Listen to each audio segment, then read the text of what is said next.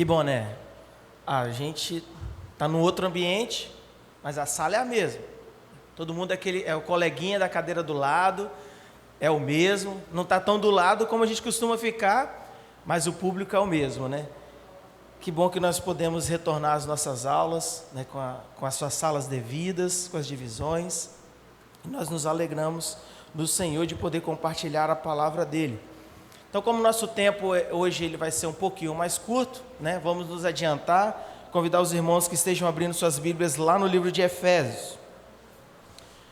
No capítulo 5, estaremos lendo um único versículo.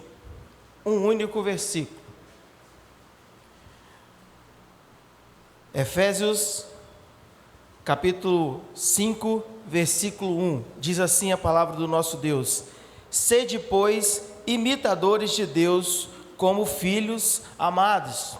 Sede, pois, imitadores de Deus como filhos amados. Queridos, o que nós vamos dizer na manhã de hoje em nossa aula é algo que nós já ouvimos muito e temos ouvido corriqueiramente. Mas uma das grandes vantagens e privilégios que nós temos de ter a Bíblia como nosso manual de fé e prática é que ela se aplica de uma mesma maneira em todas as áreas da nossa vida.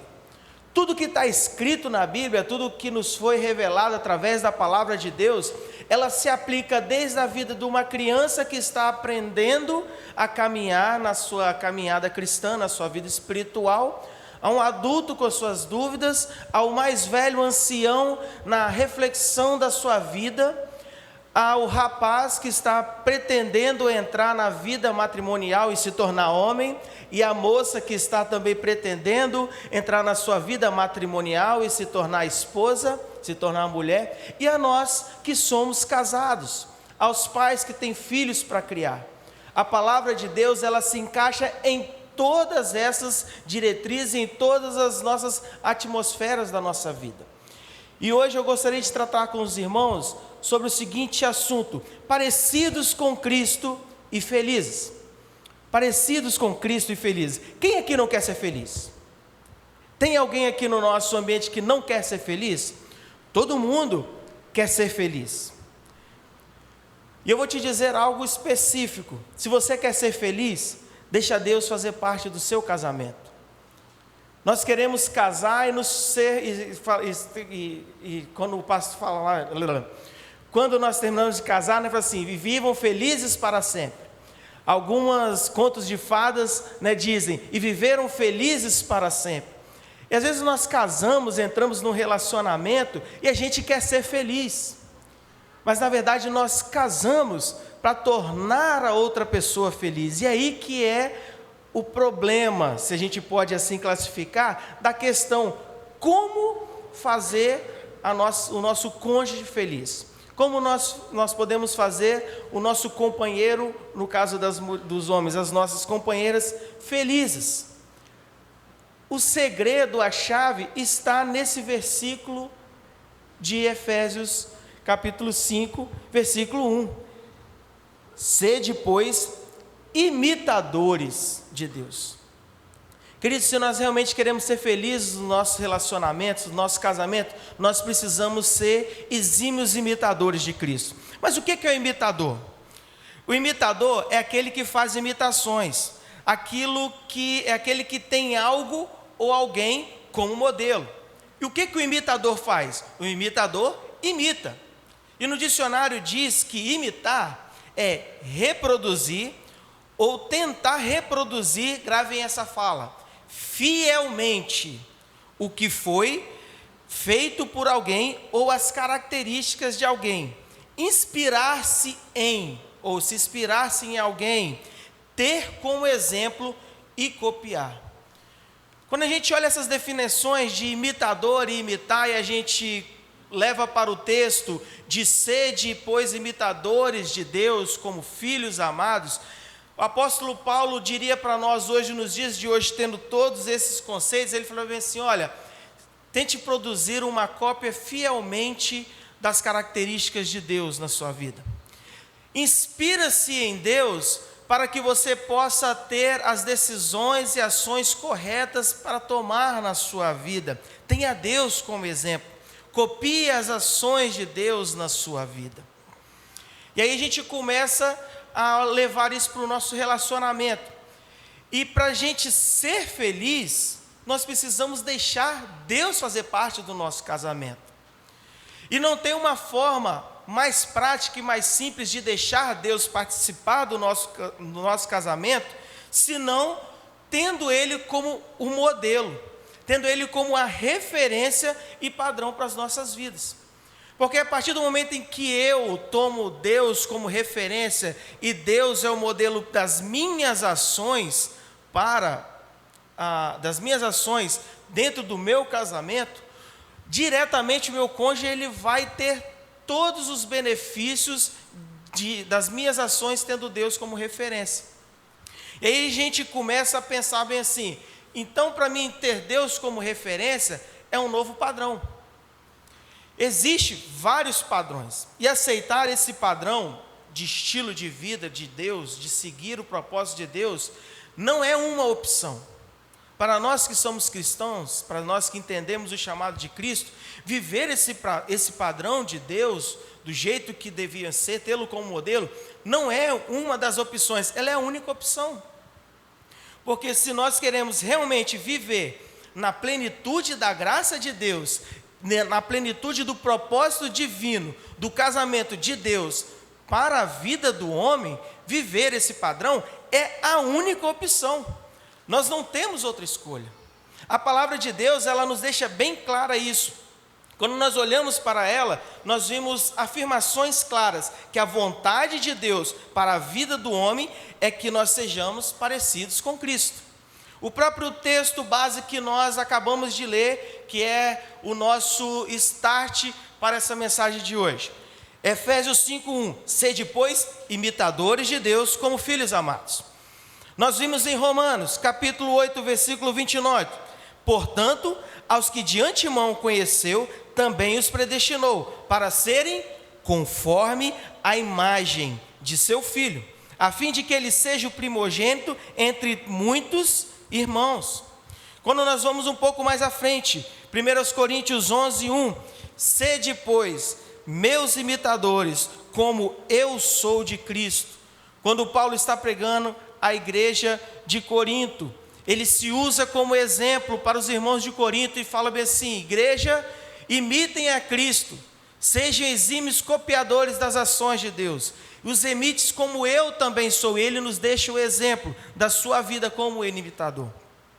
A Bíblia, ela mostra desde a fundação do mundo que fomos criados para ser conforme a imagem de Jesus. Quando Deus foi criar o homem, qual foi o texto, a frase que Moisés registrou em Gênesis 1:26? Façamos o homem à nossa imagem e semelhança. Então, quando nós olhamos, a Bíblia mostra que desde a fundação do mundo, desde quando começou tudo, o propósito do homem era ser a imagem de Jesus. E aí, com isso, entrou o pecado no mundo. E o pecado ele foi começando a distorcer essa imagem. Porque o pecado começou a fazer parte do coração do homem, e isso entrou diretamente na vida do homem e começou a trazer uma mutação de ações. Já não somos mais parecidos, ou não agimos mais parecidos com Cristo. E aí é como nós somos parecidos, nós emitimos um reflexo. Então o pecado entrou na vida do homem e o reflexo no espelho começou a ficar embaçado. Tem aquela sujeirinha, precisa se passar uma franelinha ali para poder tirar um pouco dessa sujeira, para que realmente a imagem possa ser refletida. E quando nós voltamos para o Novo Testamento, após o sacrifício de Jesus por nós, Paulo volta a afirmar diversas vezes que nós precisamos nos tornar novamente imitadores de Cristo. E aí nós vemos aqui no livro de João, 1 João, o apóstolo João diz a seguinte afirmação: aquele que diz que permanece nele esse também deve andar como ele andou. É impossível nós andarmos como Cristo andou se nós não imitarmos. O apóstolo Pedro diz: portanto, para isto mesmo foste chamados, pois quem também sofreu em vosso lugar, deixou-vos exemplo para seguirdes os seus passos. 1 Pedro 2, 21. E Paulo volta a dizer, e eu, na verdade, volto a dizer o que Paulo disse: sede, pois, imitadores de Deus como filhos amados. O fato, queridos, de repetir esse versículo novamente não é falta de opção. O fato de repetir novamente esse versículo é que eu quero que os irmãos frisem bem e memorizem isso.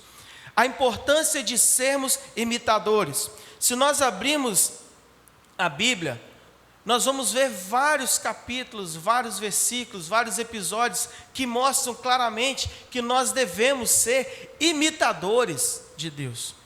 E para nós que queremos ter um relacionamento feliz, para nós que queremos ser felizes, nós precisamos ser parecidos com Cristo.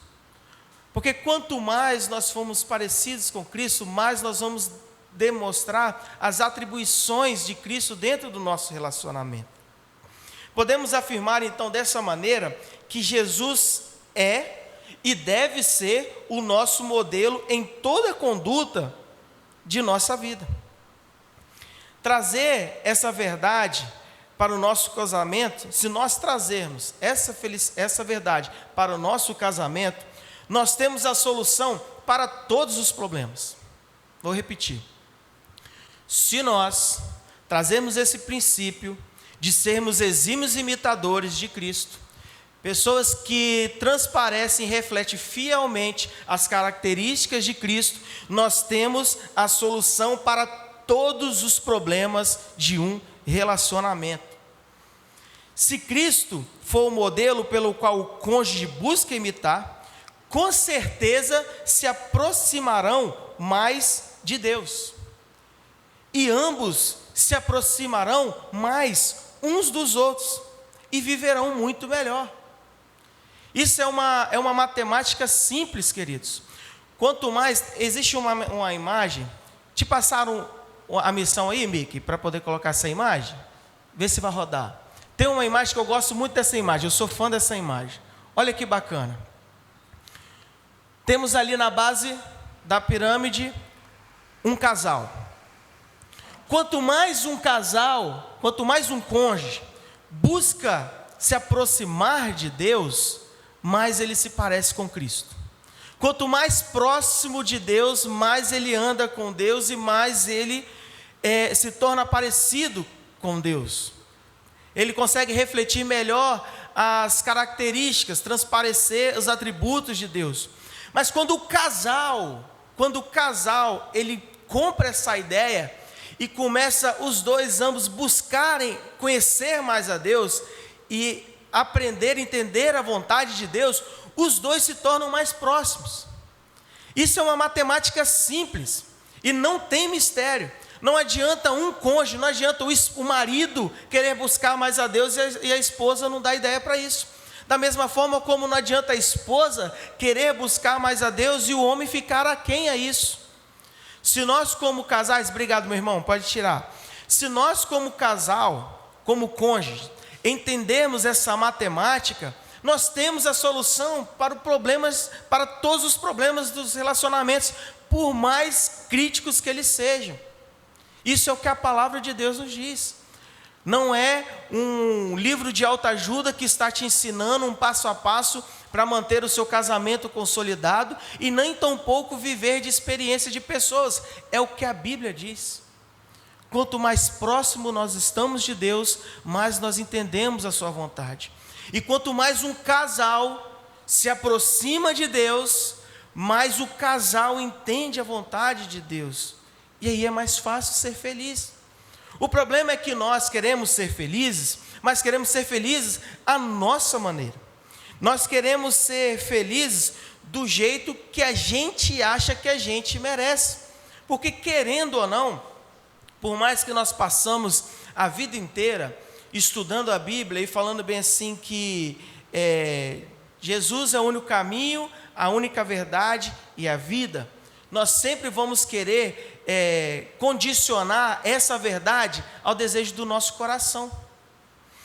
E aí, quanto mais nós buscamos a felicidade pelas nossas próprias forças e pelo aquilo que nós julgamos que é realmente necessário para que sejamos felizes, mais, desculpa a expressão da palavra, nós quebramos a cara, mais nós damos com os burros na água.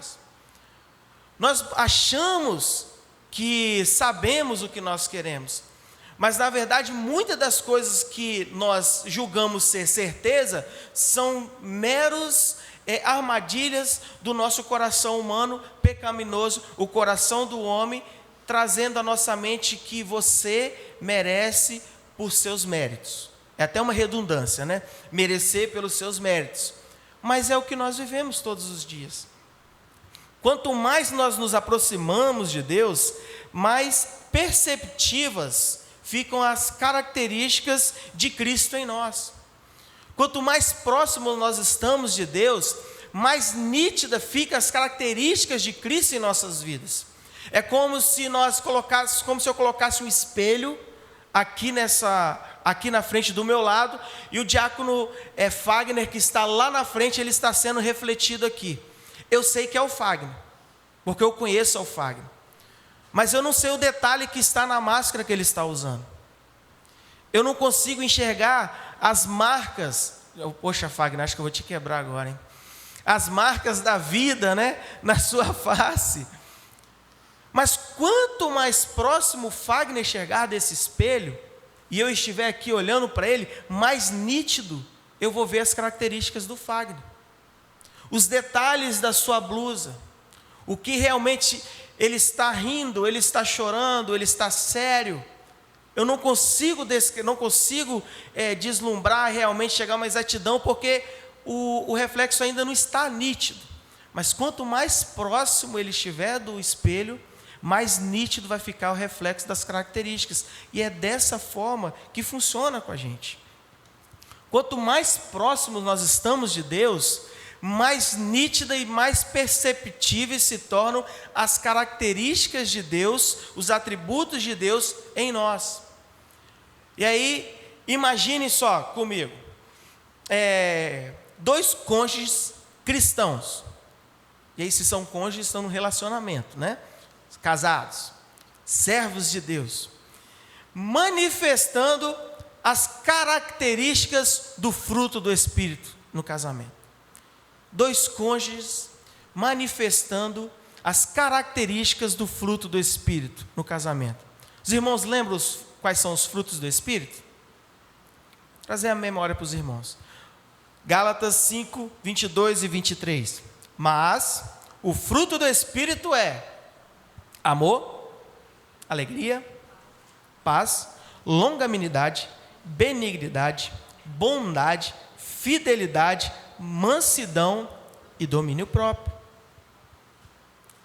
Imaginem, queridos, dois cônjuges cristãos na sua busca incessante de ser parecido com Jesus, de ser parecido com Cristo, buscando se aproximar de Cristo, e quanto mais próximos ficam de Cristo, essas características do fruto do Espírito são mais nítidas no seu relacionamento, no seu casamento. É ou não é a solução para qualquer problema de relacionamento? Quanto mais os cônjuges buscam ser parecidos com Deus, mais eles se aproximam do propósito divino de Deus para o casamento. Olhando para Cristo, é possível perceber vários valores. Quando nós olhamos para a pessoa de Cristo, nós conseguimos atribuir muitos valores e muitas características. Mas eu quero abordar apenas 3 nessa manhã, até mesmo porque o tempo não nos permitiria ir muito mais além que isso. Eu queria tratar sobre 3, que deveríamos ter como como base para fortalecimento e proteção em nossa vida espiritual e matrimonial. Certamente, muitos casamentos eles podem ser salvos. Com apenas esses 3 valores, muitos casamentos eles podem ser salvos. Eles podem ser fortalecidos e eles podem ser restaurados somente em praticar esses 3 valores. Volto a afirmar e falo sem medo de errar.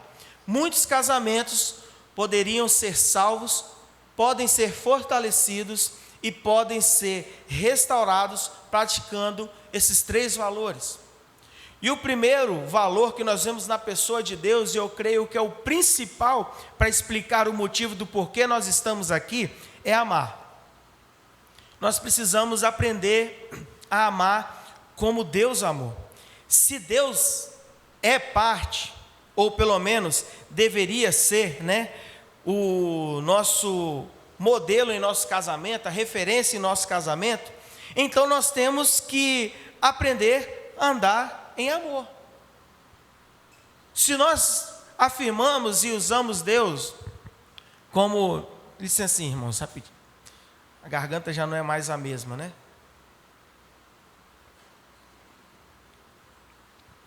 Se nós temos Deus como nossa referência e modelo em nosso casamento, nós precisamos andar em amor. Quantos aqui conhecem a Deus? Levantem a mão, só para mim fazer uma estatística. Quantos aqui conhecem a Deus? Amém, aleluia. Isso é bom, glória a Deus que todos conhecem a Deus. Mas eu quero dizer algo importante para os irmãos em contrarresposta. Se dizemos que conhecemos a Deus, temos que demonstrar esse conhecimento. Temos que demonstrar esse conhecimento vivendo em amor, porque a própria Bíblia deixa bem claro a respeito disso que nós acabamos de afirmar. 1 de João, capítulo 4:8 diz: aquele que não ama não conhece a Deus, pois Deus é amor. Aqui a gente vê um paralelo de uma afirmação negativa, de uma afirmação positiva que vocês acabaram de falar agora. É impossível dizer que eu conheço a Deus se eu não ando em amor. Se eu afirmo que eu conheço a Deus, eu preciso andar em amor, porque não é incoerente. É igual queijo, Romeu e Julieta, sem a goiabada, ou Romeu e Julieta sem o queijo. É igual você falar que está fazendo 19 graus, 10 graus com sol de rachar. É falar que está com frio, com calor, sentindo calor. É incoerente dizer que a gente conhece a Deus se nós não vivemos em amor. E o resultado não somente de um relacionamento, não somente no casamento, a solução para o problema, não só do casamento, mas de muitas coisas, se nós resolvêssemos agir em amor e andar em amor na hora de tomar uma decisão, na hora de realizar uma ação. A Bíblia nos revela que Deus é amor, não para que a gente saiba que Deus é amor. A Bíblia não nos mostra que Deus é amor para que nós tenhamos o conhecimento que Deus é amor. A Bíblia fala bem assim, que Deus é amor, que legal, Deus é amor. Não é para isso que a Bíblia nos revela que Deus é amor. A Bíblia nos revela que Deus é amor para que nós nos tornemos imitadores dele em amor. Ela vem de Gênesis e Apocalipse revelando o amor de Deus, não para que a gente possa olhar para Deus e falar assim, nossa, como Deus é misericordioso, nossa, como Deus é amoroso, nossa, realmente Deus é amor. Não. Ela vem nos mostrando de Gênesis e Apocalipse isso, para que nós nos tornemos imitadores dele, que nós andemos em amor como ele também andou em amor. A continuação de Efésios, no capítulo 5, vou ler novamente o versículo 1, mas a gente vai para o 2, diz, sede, pois, imitadores de Deus como filhos amados. O 2, andai em amor, como também Cristo nos amou, e se entregou a si mesmo por nós, como oferta e sacrifício a Deus em aroma suave. Quando nós estudamos a Bíblia, e aí eu gosto muito disso, eu aprendi isso com tio Reni, né, com o Renilton, para uns Renilton, para outros presbítero Renilton, para a galera da velha guarda tio Reni. É interessante a gente estudar as palavras. Eu gosto de estudar as palavras, eu peguei esse gosto com ele. E quando a gente vai estudar a palavra amor escrita, né, na Bíblia, e a Bíblia ela foi escrita primeiro no grego, antes de ser traduzida para o português, mas só que a palavra amor, que é a palavra da literatura portuguesa, no original grego, ela vem representada de 4 maneiras.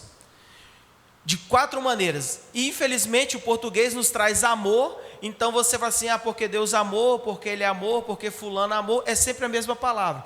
Mas quando a gente olha na linguagem original, para quando ela foi escrita, nós temos 4 referências de amor, e todas elas são distintas. Nós temos o eros, que é amor, que retrata o amor da expressão física e sexual. Nós temos o storge, que é o amor de família, o amor familiar. Nós temos o filéu, que aponta para o amor de irmão, o amor de amigo, parceiro, companheiro, brother, né? E o amor ágape, que enfoca o amor sacrificial, o amor incondicional. E quando nós lemos aqui a Bíblia, quando nós lemos esse versículo, andai em amor, como também Cristo nos amou. Na linguagem, no original, o amor que está sendo escrito aqui é o amor ágape. Não é o amor eros, não é o amor storge, não é o amor filéu, porque todos esses amores, eles são condicionados a alguma coisa.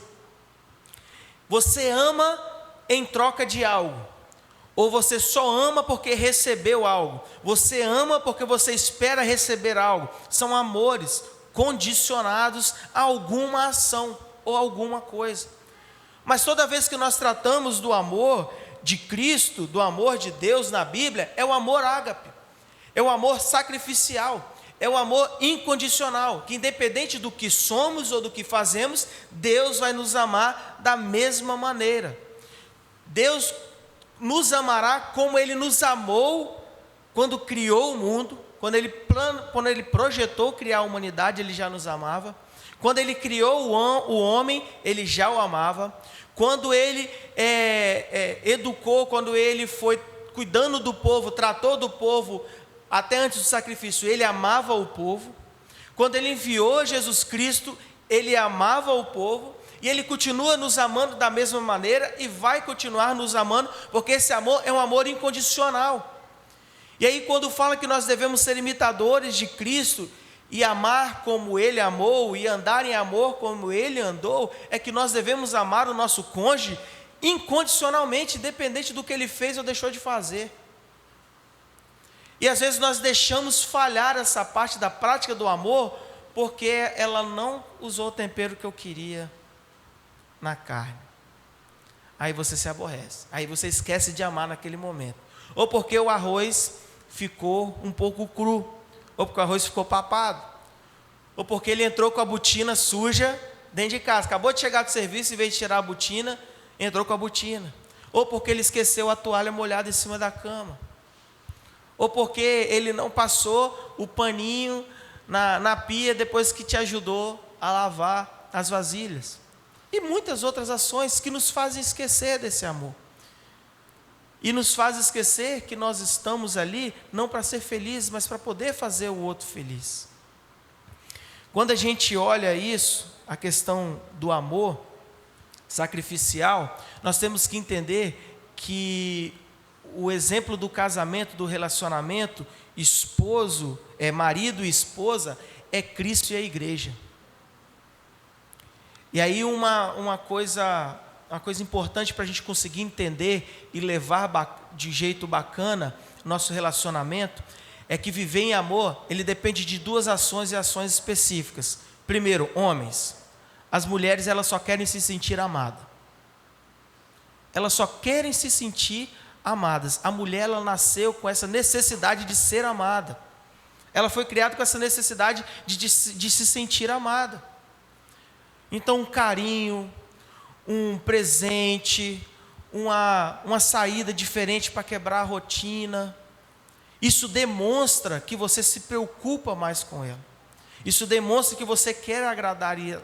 E a mulher, ela precisa dessas ações. Eu sei bem disso, de um cafuné na cabeça ali, quando estiver assistindo um filmezinho. São coisas simples, para serem demonstradas, para você demonstrar o amor que você está vivendo. Segundo, mulheres, o homem nasceu e foi criado para ser respeitado. Não adianta. Pode estar caindo um mundo dentro de casa, que o homem vai estar tranquilo.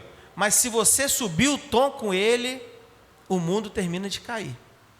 Se a sua fala for uma fala expressando algum tom sarcástico, irônico ou desrespeitador, isso tira qualquer homem do sério. Estou mentindo, homens?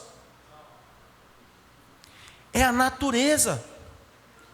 É a natureza dessa forma. E se a gente olhar para a pessoa de Cristo, e a pessoa da igreja é triste, né? Mas se nós olharmos para a pessoa de Cristo e a igreja, é isso que Cristo faz pela igreja e a igreja faz por Cristo. Cristo amou a igreja de uma forma incondicional e se entregou por ela. E a igreja vive à luz da graça de Deus, respeitando os mandamentos, respeitando os ensinamentos e vivendo em prol disso. É a matemática simples da relação Cristo, igreja, marido e esposa. Mas o problema é que a gente não quer viver dessa maneira, mas quer ser feliz. É igual a história que eu fico brincando, né? Todo mundo quer ir para o céu, mas não quer morrer agora. É uma coisa simples, queridos, de entender. E ela é tão simples de entender que se torna difícil de aceitar. E aí é que está o problema. Quando a gente olha lá na carta de 1 Coríntios, o apóstolo Paulo, ele traz um ótimo exemplo da expressão, talvez uma das melhores definições da expressão amor, para a gente poder aplicar no relacionamento. 1 Coríntios 13, 4 a 7, ele diz: o amor, ele é paciente, é benigno. O amor não arde em ciúme, não se afuna, não se ensoberbece, não se conduz inconvenientemente, não procura os seus interesses, não se exaspera, não se ressente do mal, não se alegra com a injustiça, mas regozija-se com a verdade. Tudo sofre, tudo crê, tudo espera e tudo suporta. Quando a gente vai para o versículo 8, na continuidade, ele fala que o amor não se acaba. Tendo profecias, cessarão. Tendo ciência, se acabará. Mas o amor nunca passa. Se imitarmos a Deus e manifestarmos esse tipo de amor, as coisas certamente serão bem diferentes no nosso casamento. Isso é uma matemática simples. Mas ela é tão simples que se torna tão difícil de aceitar. Um dos outros valores que nós vimos, que a gente pode trazer para o nosso casamento, é uma coisa que é muito difícil. E isso aqui é um pouco complicado, que é ceder. A grande maioria das brigas, a grande maioria das discussões, é em torno de quem está certo. A grande maioria das brigas e discussões é em torno de quem está certo, quem está com razão. E isso, se a gente fosse num videogame, né? Se a gente levasse a nossa vida no videogame, essa é a fase do último mestre. Quem está com a razão? O presbítero Marcos, né? Que já foi presbítero aqui na nossa igreja, o Marcão, ele costuma usar um jargão, né? Ele gosta de brincar com a gente às vezes assim. Você quer ser feliz ou quer ter razão? Você quer ser feliz ou quer ter razão? Há momentos que na nossa vida, né? Eu ia falar assim, há momentos que na vida, aí já vem uma musiquinha na cabeça, né? Essa vida de pessoa que canta no louvor é complicada. Tudo lembra a música. Aí... Eu estou pensando na música, desculpa, irmão. Há momentos que na nossa vida é melhor a gente ser feliz do que ter razão. Porque às vezes você ter razão vai trazer um desconforto tão grande para o seu dia, para o seu relacionamento, que você ter a razão vai tirar a sua paz de um dia, de uma semana e de um mês. E que às vezes é melhor a gente ceder. Não muito diferente dos outros ensinamentos que Jesus Cristo nos dá, a Bíblia também se retrata algo sobre isso. Mateus, no capítulo 5, os versículos 39 a 42, diz: Eu, porém, vos digo, não resistais ao perverso, mas a qualquer que te ferir na face direita, dá-lhe também a outra. E ao que quiser demandar contigo e tirar-te a túnica, dá-lhe também a capa. Se alguém te obriga a andar 1 milha, vai com ele 2. Dá a quem te pede e não volte as costas ao que te desejar que lhe emprestes. Rafael, então você está querendo dizer então que a minha esposa ou meu esposo é perverso em querer, exigir algumas coisas. Não é isso, queridos. Deixa eu explicar por que eu trouxe esse texto. Se a Bíblia, se Jesus nos orienta, nos ensina, nos instrui a agir dessa maneira com uma pessoa que é um desconhecido, com uma pessoa que é ímpia, com uma pessoa que nós não temos nenhum tipo de relacionamento, como que nós deveríamos então agir com a pessoa com quem nós somos casados? Se a Bíblia fala que nós devemos agir assim com os de fora, por que nós agiríamos de forma inferior com os de dentro? E nós precisamos entender que se nós temos temos Deus como nosso modelo e referencial, esses princípios, e principalmente esse princípio, ele precisa fazer parte da nossa vida para que as coisas possam andar melhor. Quantas vezes, porque você acha que você tem razão e que você está certo, assim, não, eu estou convicto que é isso, e aí você venceu a queda de braço e você preferiu ter razão, mas aquele passeio já não teve mais graça, aquela comida já não tem o mesmo gosto, você já não sente vontade de cantar uma bela canção e sair saltitando pelas ruas, nos bloquinhos de ouro. Às vezes, queridos, ter razão é irracional. Às vezes ter razão é irracional, por mais racional que possa parecer. O matrimônio não é um desafio por causa do nosso cônjuge. Conviver não é um desafio, não é difícil por causa de quem nós convivemos, mas sim por causa de nós. Porque esse convívio provoca a nossa carnalidade. E o egoísmo que nós temos mostra na realidade quem nós somos. A dificuldade não está no cônjuge. O difícil não está no cônjuge, mas sim na minha incapacidade de ceder. Se nós amadurecermos essa característica, se nós amadurecermos essa área, nossa vida conjugal, com certeza, colherá muitos frutos. E não se engane, queridos, nós aprendemos isso, né, Gabi? Sara, né? A galera que a gente fez, nós fizemos o Casados para Sempre. Não existe semente que não germine. Não existe. Não tem aquela sementezinha que o broto vai dar uma broca e ela vai morrer. Não. No relacionamento conjugal, no casamento, todas as sementes germinam. E elas crescem e elas dão seus frutos. Todas as sementes. Seja o solo bom ou ruim, ela vai germinar. E se nós amadurecermos essa área na nossa vida, se nós aprendemos a ceder, com certeza o nosso relacionamento colherá bons frutos. E essa colheita será duradoura, porque a tendência é, quanto mais frutos você colhe, mais você planta desse fruto, e quanto mais se planta, maior é a sua plantação, e quanto maior a sua plantação, maior vai ser a sua colheita. Nós precisamos aprender, queridos, a ceder, e a dificuldade não está no nosso cônjuge. A dificuldade está em nós, porque a vida a dois aflora o nosso verdadeiro egoísmo. Nós não queremos ser felizes? A sua felicidade está baseada em quê? Em ser feliz, em ter as coisas do seu jeito, fazer da sua forma, ou de ver a felicidade do seu cônjuge?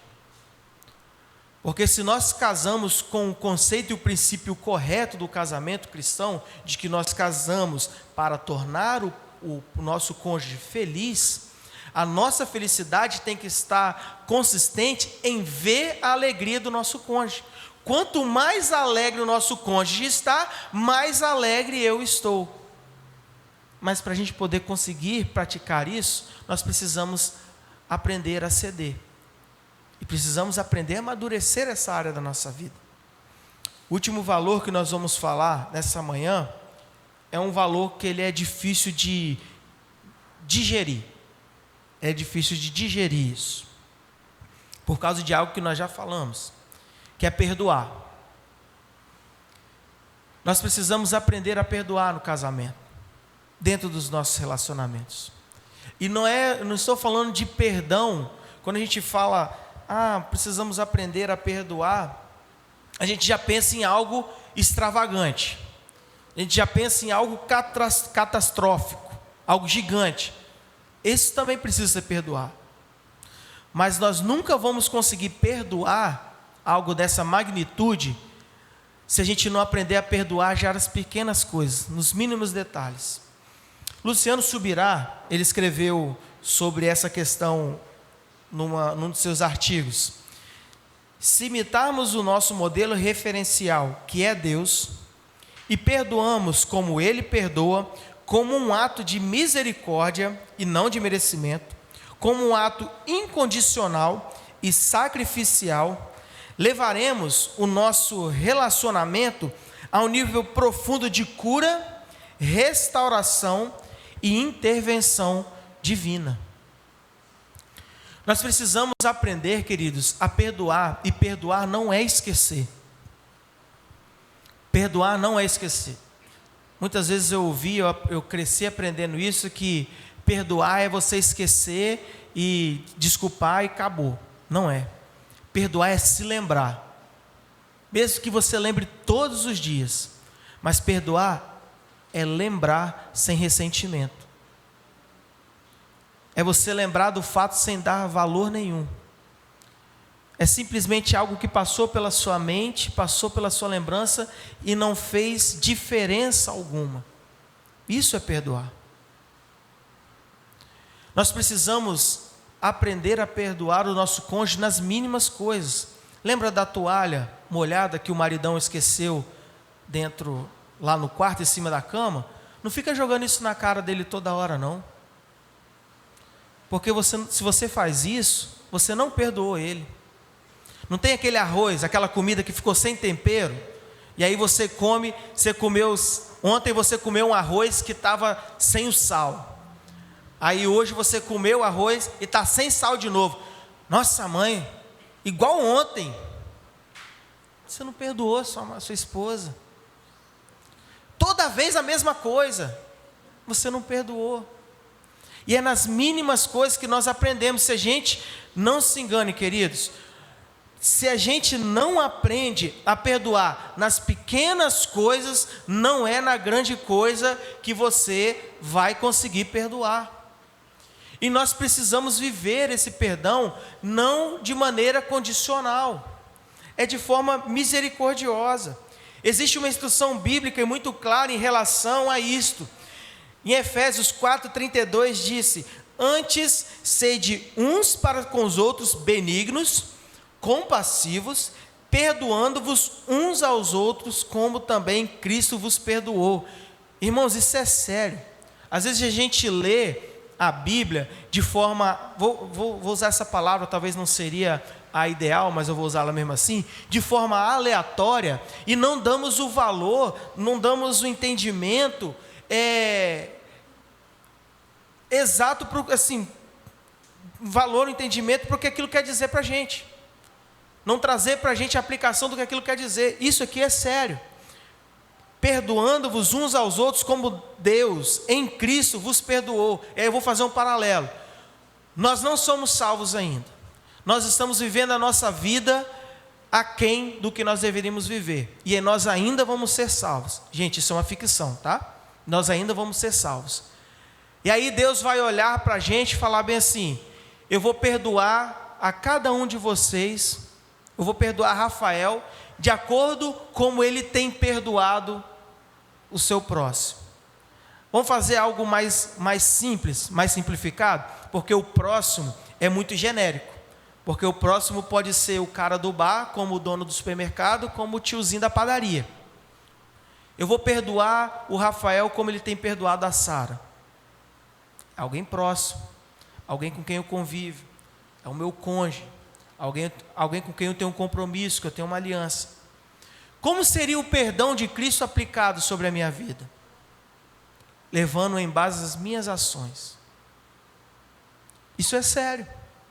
A gente passa por esse texto e fala assim: antes sede compassivos, benignos, perdoando-vos uns aos outros, como Deus em Cristo vos perdoou. Amém, Cristo me perdoou, que bênção. Sou redimido, justificado, salvo, resgatado pelo amor de Deus. É poético e é lindo. Mas a gente fala bem aqui, Paulo fala bem aqui, que nós devemos ser dessa maneira. E aí quando a gente olha assim, sede para com os outros benignos. Esse benignos aqui quer dizer generosos, benevolentes. Sede compassivos, ou trocando por outras palavras, tenham compaixão, compadece. Paulo escreve isso porque ele sabe que o ser humano, por mais que ele tente, por mais que ele queira, ele sempre vai fazer alguma coisa errada. Nós não vamos conseguir ser perfeitos, nós vamos vacilar em algum momento. E quando ele fala assim, perdoai-vos uns aos outros, sejam benignos e compassivos, que é o seguinte: meu irmão, perdoa, porque de repente ele queria fazer o bem, mas não conseguiu por causa da sua natureza humana, por causa da sua carnalidade. Perdoa, porque ele queria fazer, mas não conseguiu. Ele é limitado, ele é humano como você, e que daqui a pouco você vai fazer também, você vai errar, e vai carecer desse perdão da mesma maneira. É difícil, queridos, a gente entender e aceitar isso, por causa de algo que a gente falou ali atrás, no CD. Porque, não se engane, você vai até ser contra, pode até ser contra o que eu vou te falar, mas é uma verdade e uma realidade na sua vida. Mas cada um de nós somos egoístas.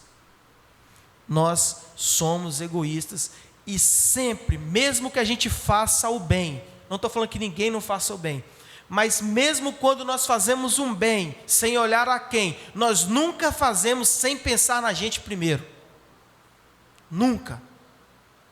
Se alguém fez isso, já conversa comigo depois e troca essa experiência, porque é algo que seria bacana da gente citar e usar como referência. Quando nós vemos alguém necessitado de algo, de alguma necessidade, a primeira coisa que você olha é para ver se o seu saldo bancário te permite ajudar aquela pessoa de alguma maneira. Você pensou em você primeiro antes de ajudar. Quando você vê algum trabalhador na rua, você pensa em dar uma carona para ele, mas primeiro você passa pela sua cabeça: rapaz, esse cara está sujo, vai sujar meu carro. Estou usando exemplos práticos do dia a dia. Nós somos egoístas. E o egoísmo nos atrapalha em entender a essência e a necessidade do perdão, principalmente dentro do nosso relacionamento. Nós precisamos, queridos, entender esses valores. Perceberam que são coisas simples, mas que são coisas que podem mudar um relacionamento, mudar um casamento de uma forma gigantesca. Ele pode fortalecer, pode salvar e pode restaurar muitos relacionamentos. E tem uma outra vantagem, queridos, que eu falei somente 3. Mas quanto mais nós vivemos esses 3, mais próximo nós vamos estar de Deus, e muitas outras atribuições serão agregadas a esses 3 valores. Talvez seria demais eu tentar, pontuar todos os valores e características necessárias e possíveis, que seriam muita coisa. Por isso que eu quis trazer apenas 3, porque a partir dessas 3 nós podemos conquistar muitas outras coisas. E não se espante que quando eu falei amor, como primeiro, porque o amor é o princípio de todas as coisas. O amor de Deus é o princípio de nós termos sido criados. O amor de Deus por nós é o princípio de termos sido salvos e regenerados. O amor de Deus foi a causa principal de Jesus vir e morrer por nós. E o amor é o princípio para exercer todos esses outros 2 valores e as outras características. Porque quem ama de verdade, quem se importa com o amor sacrificial, o amor incondicional, ele não tem dificuldade em ceder. Ele cede. Quem anda em amor, quem vive esse amor, o amor ágape, incondicional, um amor que não está atrelado a alguma coisa, ele cede, ele perdoa. Mas precisamos buscar estar próximos de Deus. Não adianta a gente querer praticar todas essas coisas se nós não andarmos com Deus. E aí, eu queria encerrar trazendo algumas afirmações para nós concluirmos a nossa aula dessa manhã. Sem Deus presente, intervindo e como referencial, sem Deus presente, intervindo e como referencial no casamento, será impossível viver a plenitude do propósito divino do matrimônio. Deus criou o casamento com um propósito divino. E se nós não tivermos Deus no nosso casamento, no nosso relacionamento, será impossível viver a plenitude desse propósito. Mesmo que um casal nunca se divorcie, viverá toda a sua vida conjugal aquém do plano de Deus. Por melhor que pareça a sua relação aos olhos humanos, ainda estará distante do que poderia e deveria ser. Sem Deus no nosso casamento, queridos, num relacionamento, talvez o casal nunca se divorcie. Talvez o casal vai até o fim, até o Senhor levar alguém. Mas se Deus não estiver presente nesse relacionamento, esse casamento, ele vai estar aquém do que ele deveria ser. Ele estará distante do plano divino para o casamento. A busca para se tornar o imitador de Cristo deve ser uma busca diária e em conjunto. Lembra da nossa imagem? Quanto mais o casal, busca se aproximar de Deus, mais os dois se tornam próximos. Quanto mais os dois trabalham junto nessa caminhada, mais se tornam próximos. Não adianta o marido querer buscar e a mulher ficar lá, ou a mulher querer buscar e o marido ficar aqui.